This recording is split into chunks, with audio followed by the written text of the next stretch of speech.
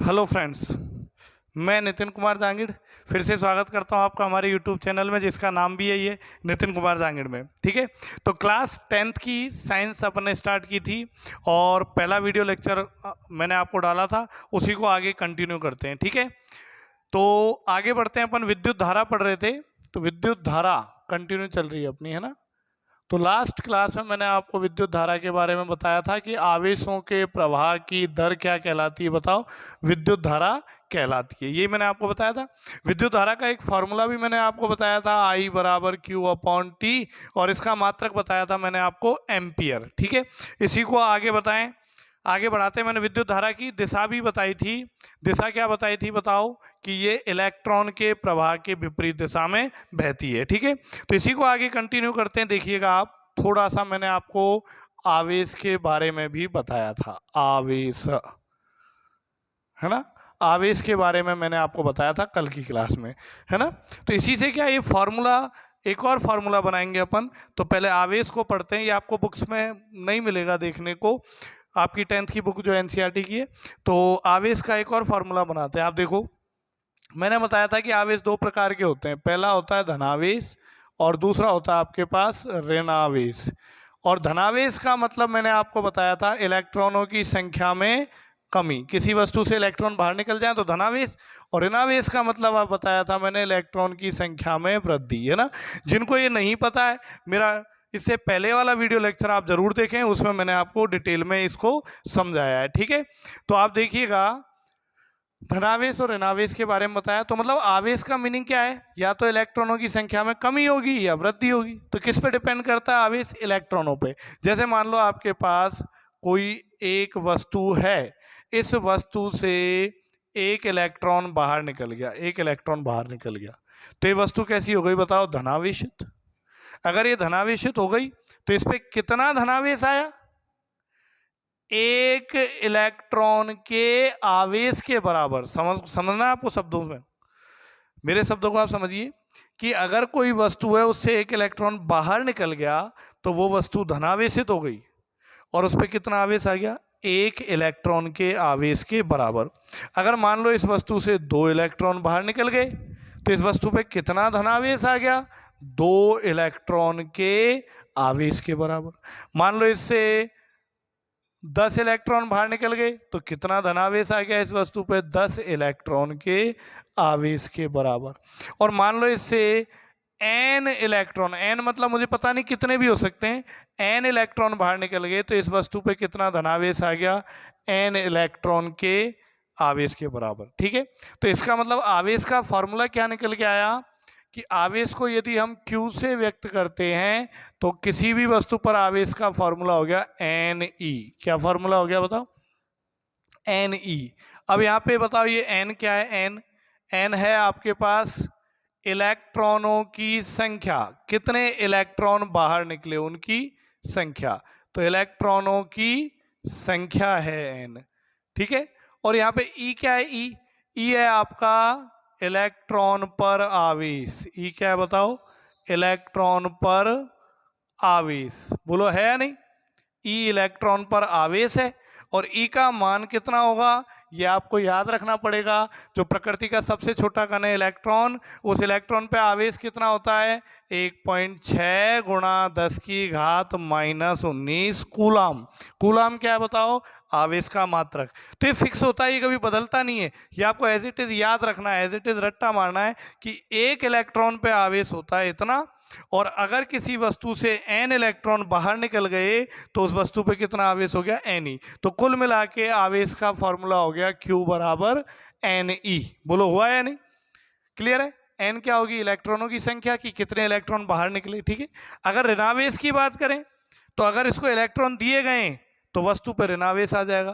तो फॉर्मूला तो वही रहेगा, कितने इलेक्ट्रॉन दिए गए, एक इलेक्ट्रॉन दिया गया तो एक इलेक्ट्रॉन के बराबर, n इलेक्ट्रॉन दिए गए तो आवेश कितना आएगा, n इलेक्ट्रॉन के आवेश के बराबर। तो आवेश का एक और फॉर्मूला निकल के आया, Q बराबर Ne। तो अगर अपन बात करें, कल जो मैंने आपको बताया उसी को कंटिन्यू करें कि कल आवेश विद्युत धारा का फॉर्मूला बताया था Q/T। आवेश के प्रवाह की दर क्या कहलाती है, धारा कहलाती है। तो I बराबर Q/T। और अभी अभी हमने पढ़ लिया कि Q बराबर क्या होता है, Ne। तो इसका मतलब विद्युत धारा का एक और फॉर्मूला आ गया, I बराबर NE/T। ठीक है, ओके, एक बार वीडियो देख लेता हूँ, कई बार बंद हो जाता है, थोड़ी सी प्रॉब्लम रहती है। हाँ देख लिया, रेडी है ना। कॉल्स वगैरह आ जाते हैं, मोबाइल से ही बनाता हूँ मैं भी, तो एयरप्लेन मोड पे नहीं कर सकता, है ना। तो देखिए आप, DND मोड में भी कई बार प्रॉब्लम आ जाती है, तो वीडियो को बीच बीच में देखना पड़ता है। आगे देखें, तो ये फॉर्मूला आ गया I बराबर NE/T। ठीक है, N क्या है यहाँ पे, आपको याद रखना है, इलेक्ट्रॉनों की संख्या, किसी वस्तु से बाहर निकलने वाले या वस्तु को दिए गए इलेक्ट्रॉनों की संख्या। E क्या है, इलेक्ट्रॉन पर आवेश, जिसका मान कितना होता है 1.6 × 10⁻⁻19 कूलम। आपको याद रखना है हमेशा, दिया हुआ नहीं आएगा। और T क्या है यहाँ पे, समय, कितने समय तक, ठीक है, ये काम हुआ। तो धारा के, विद्युत धारा के दो फॉर्मूले आपके पास आ गए। यदि सीधे सवाल में आवेश दिया है तो इस फॉर्मूले का यूज लेंगे, और यदि सवाल में इलेक्ट्रॉनों की संख्या दे रखी है तो इस फॉर्मूले का यूज अपन करेंगे। धारा का मात्रक मैं आपको पिछली क्लास में बता चुका हूं। तो ये जो अभी तक पिछले वीडियो में और अब तक जो हमने पढ़ा है, वो केवल दो छोटे छोटे टॉपिक पढ़े हैं। पहला तो पढ़ा था विद्युत आवेश, और दूसरा क्या पढ़ा था बताओ, विद्युत धारा। ठीक है, अब इसी सिलसिले को थोड़ा आगे बढ़ाते हैं और अगला टॉपिक लेते हैं अपने इसी चैप्टर में, विद्युत नाम के चैप्टर में। तो नेक्स्ट टॉपिक जो आता है वो आता है विद्युत विभव एवं विभवांतर। ठीक है, तो नेक्स्ट हेडिंग मैं आपके सामने यहाँ डाल रहा हूं, देखिएगा आप, विद्युत विभव एवं विभवांतर, विद्युत विभव एवं विभवांतर। ठीक है, विद्युत विभव एवं विभवांतर, क्लियर है। ये मैंने टॉपिक लिखा, अब इसको अपन समझते हैं थोड़ा सा, है ना। कैसे समझेंगे, देखो आपको ये समझना है कि कोई भी आवेश है, आवेश, अब ये मैंने बताया, ये मान लो कोई आवेश है, इस आवेश का नाम दे दिया हमने Q। ठीक, अब ये आवेश है, ये प्रवाहित होगा, ठीक है, आगे जाएगा, गति करेगा। ठीक है, तो इस आवेश को मान लो एक स्थान से दूसरे स्थान पर ले जाना है, या एक बिंदु से दूसरे बिंदु पर ले जाना है। जैसे आपके पास कोई चालक तार है, ये कोई चालक तार है, तांबे का तार है, इसमें क्या है, ये आवेश है, ये बिंदु A से मान लो कहाँ पे पहुंचेगा बताओ, बिंदु B पर जाएगा, बिंदु A से और बिंदु B पर जाएगा। बोलो कोई दिक्कत। तो यदि ये आवेश बिंदु A से B पर जाएगा तो A से B तक ले जाने में कार्य करना पड़ेगा। क्या करना पड़ेगा बताओ, कार्य। इस आवेश को एक बिंदु से दूसरे बिंदु तक ले जाने में कार्य करना पड़ेगा। ये जो मैंने खींचा है लाइन नहीं है, ये है तार, और तार के अंदर आवेश जा रहा है। ठीक है, तो किसी भी आवेश को, चालक तार में किसी भी आवेश को एक बिंदु से दूसरे बिंदु तक ले जाने में कार्य करना पड़ता है। ठीक है, तो आप समझ पा रहे मैं क्या कह रहा हूं, कार्य। तो एक तो कार्य करना पड़ेगा, ठीक है, इस आवेश को ले जाने में। अब देखो आप समझना, कार्य में भाग लगाया अपन ने आवेश का, ठीक है, तो ये आवेश का भाग लगाने पर आपको जो फॉर्मूला निकलता है वो किसका निकलता है, विद्युत विभवांतर का, विद्युत विभवांतर, विद्युत विभवांतर का। ठीक है, अब देखो मैं डेफिनेशन बनाऊं, पहले डेफिनेशन क्या है। किसी चालक तार में किसी आवेश को, या एकांक आवेश को, एकांक बोल सकते हो, जिस राशि को नीचे लिखा जाएगा उसको एकांक, या एकांक छोड़ो अभी मैं थोड़ा और समझा दूं। देखो विद्युत विभवांतर को अपन ऐसा लिख सकते हैं, पहले एक बार आप समझ लें फिर मैं आपको बताता हूं, पूरा एक्सप्लेन करता हूं, है ना। पहले कार्य, कार्य को इंग्लिश में बोलते हैं वर्क, वर्क को अपन ने लिख दिया W से। आवेश, आवेश को हम लिखेंगे किससे बताओ, Q से लिखेंगे या नहीं। और विद्युत विभवांतर एज इट इज लिख दिया अपन ने, यूं क्यों, विद्युत विभवांतर, एक बार विद्युत विभवांतर। ठीक है, अब डेफिनेशन बनाने के लिए थोड़ा सा आप मशक्कत करें, रट्टा नहीं मारें, रट्टा मारेंगे दिक्कत आएगी। तो अगर मान लो कि यहाँ पे अपन Q, आवेश का मान 1 रख दें, 1 कूलम, Q का मान 1 रख दें आप, तो बताओ जो विद्युत विभवांतर है ये किसके बराबर हो जाएगा बताओ? विद्युत विभवांतर किसके बराबर हो जाएगा? W के बराबर। बोलो हो जाएगा या नहीं? अब अपन डेफिनेशन बनाते हैं इसकी। तो डेफिनेशन क्या बनाएंगे बताओ? यदि आवेश एक ले लें, आवेश एक ले लें, तो जो कार्य हुआ वही किसके बराबर आ गया? विभवांतर के बराबर। तो हम क्या बोलें कि इकाई आवेश, एक आवेश, इकाई आवेश को किसी चालक तार में एक बिंदु से दूसरे बिंदु तक ले जाने में किया गया कार्य, इकाई आवेश को किसी चालक तार में एक बिंदु से दूसरे बिंदु तक ले जाने में किया गया कार्य ही विद्युत विभवांतर कहलाता है। विद्युत विभवांतर कहलाता है। तो डेफिनेशन कुछ कुछ समझ में आई? आप इसको रट्टा ना मारें, रट्टा मारेंगे भूल जाएंगे, लेकिन इस तरीके से समझेंगे आपको एकदम परमानेंट याद रहेगी, ISI प्रमाणित हॉलमार्क। ठीक है, तो देखिए आप पहले डेफिनेशन को समझें कि विद्युत विभवांतर का फॉर्मूला कार्य बटे आवेश लिखा, कार्य को W से लिखा, आवेश को Q से लिखा, और Q का मान यदि एक मान लें थोड़ी देर के लिए तो विद्युत विभवांतर कार्य के बराबर हो गया। तो डेफिनेशन क्या बनी? इकाई धनावेश को या इकाई आवेश को तार में, चालक तार में एक बिंदु से दूसरे बिंदु तक ले जाने में किया गया कार्य विद्युत विभवांतर के बराबर होता है या विद्युत विभवांतर कहलाता है। बोलो सही है क्या? यहां तक समझ पाए आप? ठीक है, तो ये आपकी डेफिनेशन बनी। अब इसमें भी एक चीज समझना, विभवांतर मतलब अंतर है, विभवों का अंतर, नाम से पता लग रहा है विभवों का अंतर। क्या होता है विभव? अभी आगे बताते हैं। आप थोड़ी देर के लिए मान लेते हैं कि बिंदु A पर विभव जो है वो है VA। विभव को मैंने लिखा V से और नीचे लिख दिया A, मतलब बिंदु A पर विभव, और बिंदु B पर विभव जो है उस विभव को मैंने लिखा B से, VV। आप समझ रहे हो? VA को क्या बोलेंगे? बिंदु A पर विभव। B को क्या बोलेंगे? बिंदु B पर विभव। और हम बात कर रहे हैं किसकी बताओ? विभवांतर की। तो विभवों का अंतर, विभवों का अंतर तो क्या लिख सकते हैं? VA minus VB। विभवों का अंतर क्या लिख सकते हैं? VA माइनस VB, मतलब बिंदु A पर विभव और बिंदु B पर विभव दोनों का अंतर। क्या होता है विभव? अभी बताएंगे, थोड़ा वेट करो, आप केवल समझे, क्योंकि देखो साइंस जो है उसको समझने में थोड़ी क्या मशक्कत करनी पड़ती है, बहुत मेहनत करनी पड़ती है। ठीक है, रट्टा नहीं मार सकते आप इसे, है ना? तो थोड़ा समझे, अभी सभी क्लियर हो जाएगा, कंटिन्यूटी बनी रहेगी तो आप देखना। तो ये क्या है? बिंदु A पर विभव, और ये क्या है? बिंदु B पर विभव, और दोनों को घटा देंगे तो ये क्या हो गया? विभवों का अंतर, मतलब विभवांतर बन गया है नहीं? विभवांतर। ठीक है, तो आप देख पा रहे हैं, अब देखना यहाँ पे विद्युत विभवांतर जो है, या ये जो विद्युत विभवांतर लिखा हुआ है, इसको मैं रफ करके और इसकी जगह ऐसे लिख दूं VA माइनस VV, या फिर यहाँ भी मैं ऐसे लिख दूं VA माइनस VV, ऐसा लिख दिया। ठीक है तो आप मुझे बताओ कि विभवांतर की डेफिनेशन क्या हुई? अब क्लियर कट सीधी बात है ना? तो विभवांतर की डेफिनेशन क्या हो गई? अभी अभी समझाया, किसी चालक तार में इकाई धनावेश को या इकाई आवेश को एक बिंदु से दूसरे बिंदु तक ले जाने में किया गया कार्य उन दोनों बिंदुओं के बीच में विभवांतर कहलाता है। उन दोनों बिंदुओं के बीच में विभवांतर कहलाता है। ठीक है, अब ये डेफिनेशन के लिए था, इसको भी लिखने की ज़रूरत नहीं है।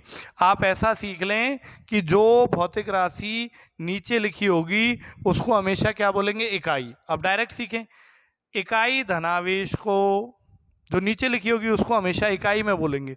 तो इकाई आवेश को या इकाई धनावेश को चालक तार में एक बिंदु से दूसरे बिंदु तक ले जाने में किया गया कार्य ही उन दोनों बिंदुओं के बीच में विभवांतर कहलाता है। तो ये आपका पहला टॉपिक, ये जो है विद्युत विभवांतर जो है ये कंप्लीट होता है, इसकी डेफिनेशन आपकी कंप्लीट होती है। बोलो समझ आया? कोई डाउट?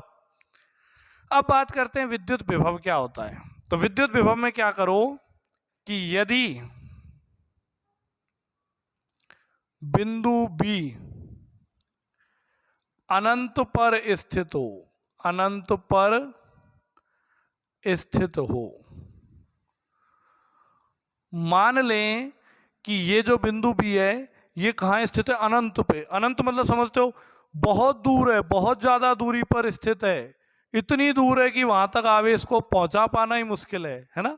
तो यदि बिंदु ए तो यही है, लेकिन बिंदु बी जो है वो बिंदु ए से अनंत दूरी पर स्थित है, अनंत दूरी पर। ठीक है, तो फिर फॉर्मूले में आपको ध्यान रखना है कि ये जो वी लिखा है अपन ने, इसको क्या पढ़ेंगे? बिंदु बी पर विभव, यहां लिखा है।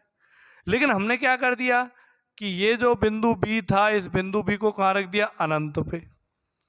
मतलब पहले तो बिंदु बी यहां था, अब एक कंडीशन लगा दी कि ना, हमारा बिंदु बी यहां नहीं है, बिंदु ए तो यही है, लेकिन बिंदु बी चला गया अनंत पे। तो आपको याद रखना होगा कि अनंत पे विभव होता है शून्य। अनंत दूरी पर विभव कितना होता है बताओ? शून्य। ठीक है, अनंत दूरी पर विभव क्या होगा बताओ? शून्य। ठीक है, जैसे कोई भी आवेश है, अब आवेश के आसपास में उसका प्रभाव रहेगा। अगर आवेश से अनंत दूरी पर चले जाएं, बहुत ज्यादा दूरी पर चल जाएं, तो क्या उस आवेश का प्रभाव रहेगा? फॉर एग्जाम्पल, जैसे आपके हाथ में चुंबक है तो उसके आसपास उसका प्रभाव रहेगा। अब आप अपने घर में चुंबक लेके बैठे हो और आपने लोहे का पदार्थ रख दिया दूर, दिल्ली, जापान, यूएसए, अमेरिका, तो क्या चुंबक उस लोहे के पदार्थ को आकर्षित कर पाएगी? नहीं, क्योंकि उसका प्रभाव बहुत ज्यादा दूरी पर नहीं होता है। तो इसी प्रकार जो आवेश होता है, आवेश का प्रभाव अनंत दूरी पर नहीं होता है। तो मैंने क्या माना कि बिंदु भी अनंत दूरी पर स्थित है, तो अनंत दूरी पर आवेश का प्रभाव नहीं होगा, इसलिए बिंदु बी पर विभव जो होगा, अब इसे क्या पढ़ेंगे? अनंत पर विभव, और अनंत पर विभव हमेशा क्या होगा बताओ? 0। ठीक है, कोई दिक्कत? बात करते हैं बिंदु ए पर। तो बिंदु ए अपनी जगह, और बिंदु ए पर विभव को मान लो सामान्यतः अपन वी मान लें, हमने खुद ने माना है, आप कोई भी नाम दे सकते हो। मैं बुक का formula as it is derive करने के लिए या सिंपल फॉर्म में कन्वर्ट करने के लिए वी मान रहा हूं। ठीक है, तो मान लेते हैं कि बिंदु ए पर विभव कितना है? वी है, और बिंदु बी पर विभव कितना हो गया? 0। अब ये दोनों मान उठा के यदि आप यहां रखते हो, तो बिंदु ए पर विभव कितना लिखेंगे? वी। इसको आप चाहो समीकरण 1 दे दो, यहां आप लिख सकते हो समीकरण 1 में रखने पर, जैसा आप मैथमेटिक्स में करते हो है ना, रखने पर। तो ए पर जो विभव है उसकी जगह तो अपन क्या लिख देंगे? वी, और बी पर विभव कितना हो गया? 0। तो फॉर्मूला क्या आ गया बताओ? W/Q। तो V बराबर क्या फॉर्मूला निकल के आया बताओ? W/Q। ठीक है, तो ये जो फॉर्मूला निकल के आया, इसको बोला जाता है विद्युत विभव। क्या कहा जाता है बताओ इसको? विद्युत विभव। ठीक है, अब आप ये सोच रहे होंगे कि विद्युत विभवांतर का फॉर्मूला भी वही है W/Q, और विद्युत विभव का फॉर्मूला भी वही है W/Q। ठीक है, तो दोनों का फॉर्मूला समान है, लेकिन दोनों का मीनिंग अलग अलग क्यों है, ये आप सोच रहे होंगे। ठीक है, तो आपका सोचना सही है, वाजिब है, समझता हूं मैं, लेकिन दोनों में थोड़ा सा अंतर है। क्या? डेफिनेशन बोल के देखो, समझ आएगा। इसमें क्या बोला था?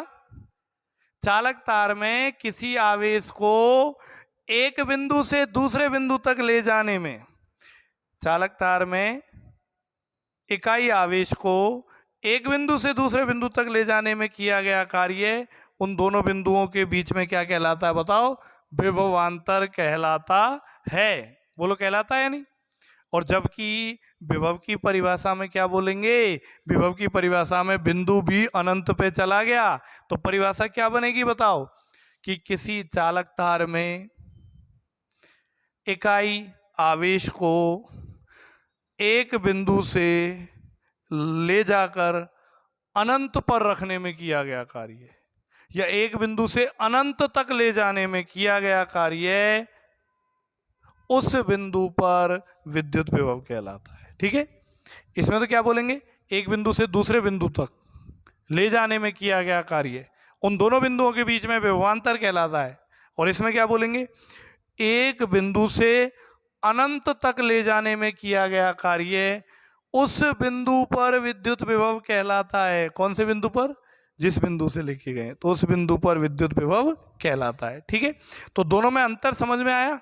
दोनों का फॉर्मूला सेम है पर दोनों में थोड़ा सा अंतर है। ये विभवांतर दो बिंदुओं के बीच में होगा जबकि विभव किसी एक बिंदु पर होगा, क्योंकि दूसरे बिंदु पर विभव क्या है बताओ, शून्य है। ठीक है, तो ये था आपके पास विद्युत विभव एवं विभवांतर। ठीक है, अब बात करते हैं आगे, देखिएगा आप, ये फॉर्मूला आपके पास निकल के आया, तो इसके मात्रक की बात करते हैं, है ना। तो आप मुझे बताएं कि इसका मात्रक क्या होगा, विद्युत विभव और विभवांतर, क्योंकि दोनों का फॉर्मूला जो है वो लगभग सेम है, तो मात्रक भी क्या होगा बताओ, सेम होगा। तो देखो, कार्य का मात्रक आप पढ़ चुके हैं क्या, 9th क्लास में हमने पढ़ा होगा। कार्य का मात्रक, कार्य को किस में नापा जाता है, जूल में, जे से लिखते हैं। और आवेश का मात्रक मैंने आपको बता दिया क्या, कूलाम, किससे लिखते हैं बताओ, सी से।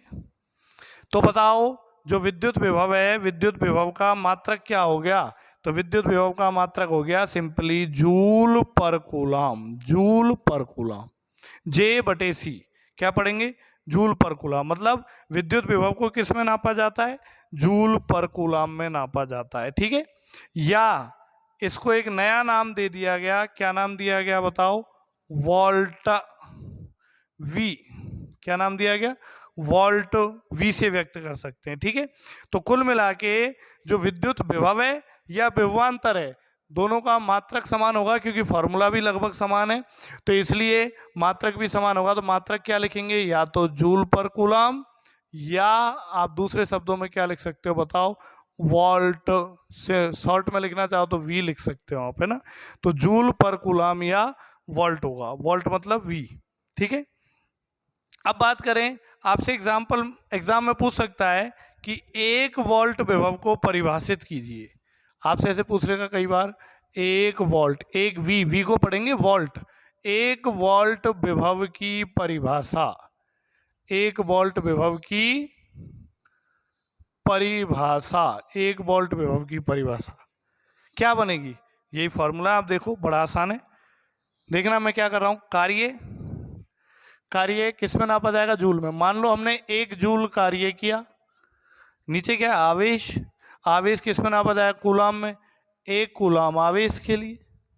तो बताओ विभव कितना बन गया, ये बताओ, 1 में 1 का भाग दिया तो 1, और जूल पर कूलाम, जूल प्रति कूलाम, इसी को क्या बोलते हैं अपन, वोल्ट। 1 वी लिख सकते हो आप, वी, या हिंदी में बोलेंगे तो 1 वोल्ट।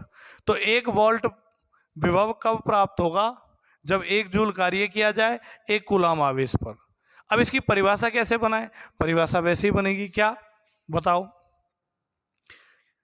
कि किसी चालक तार में 1 कूलाम आवेश को किसी बिंदु से अनंत तक ले जाने में यदि 1 जूल कार्य होता है तो उस बिंदु पर विभव 1 वोल्ट होगा। वही पुरानी डेफिनेशन अभी थोड़ी देर पहले बताई थी विभव की, बस थोड़ा थोड़ा उसमें चेंज करना है। क्या, कि किसी चालक तार में 1 कूलाम आवेश को एक बिंदु से अनंत तक ले जाने में यदि 1 जूल कार्य होता है तो उस बिंदु पर विद्युत विभव कितना होगा, 1 वोल्ट होगा। तो ये परिभाषा आपकी बनती है किसकी बताओ, 1 वोल्ट विभव की। तो 1 वोल्ट विभव की परिभाषा है ये। ठीक है, तो ये जो विद्युत विभव और विभवांतर है, इसकी डेफिनेशन थोड़ी सी क्या है, टिपिकल है, तो डेफिनेशन थोड़ी सी कठिन लगेगी, पर आप इस वीडियो को एक बार फिर से रिपीट करके देखें और बेटर समझ में आएगी, क्योंकि आप जानते हैं प्रैक्टिस करने से ही आप अच्छा कर सकते हैं। वो आपने कहावत सुनी होगी, practice make a man Rajinikanth, sorry Rajinikanth नहीं, practice make a man perfect, आपने तो ऐसे पढ़ी है, मैं एक्चुअली ऐसे बोलता हूँ practice make a man Rajinikanth, क्योंकि परफेक्ट कौन है, रजनीकांत। जब से उसकी रोबोट मूवी आई है, रोबोट में वो किताबें कैसे पढ़ता था, यूं ऐसे पढ़ता था, यूं आगे से एक बार निकाली किताब याद हो गई तो इसलिए मैं ऐसे बोलता हूँ कि practice make a man Rajinikanth, बाकी practice make a man perfect. अगर आपको परफेक्ट बनना है तो अभ्यास करना है, बार बार अभ्यास करना है ना, लिखित अभ्यास करना है। ठीक है।